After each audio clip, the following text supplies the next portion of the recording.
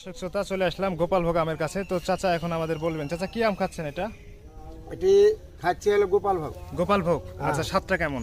প্রচুর মিষ্টি কি এটা? মিষ্টি, প্রচুর, মানে আঁশ মাস কিছু নাই, মানে খালি আমি আছে আঠি একটু গলা। এটা কোন অঞ্চলের আম? এই অঞ্চলের নাম কি? এটি নাম চলে হলো রাজশাহীর আম, কিন্তু এটা রাজশাহীর মধ্যে পড়ে তো নাকি? হ্যাঁ, রাজশাহীর ভিতরে দুর্গাপুর থানা ধরে। দুর্গাপুর থানা, হ্যাঁ। আচ্ছা। মিষ্টি আছে? প্রচুর মিষ্টি। আচ্ছা, দর্শকরা কি খেতে পারবে যারা নিতে চাচ্ছে? খাইলে একদিন এই আম দেন খা, ফিরি দিন আবার বলে যে আবার এই আম পাঠা দেন, এই কথাটা বলবে। হিমসাগর কবে পাওয়া যাবে? হ্যাঁ, এই খিচড়াপাত হিমসাগর কবে পাওয়া যাবে এগুলো?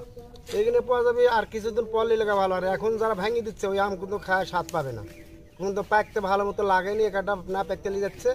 ওখানে লিগালে ওই কত পুষ্টি, কত খারাপ হবে, খেতে ভালো লাগবে না। আর এখন যে এক নাম্বার গোপালভোগ আম নিতে হলে এখন খেতে হবে। এগুলো কি গোপালভোগ? গোপালভোগ আর খেসাবাদ এখানে আরো কিছুদিন পর নিতে হবে।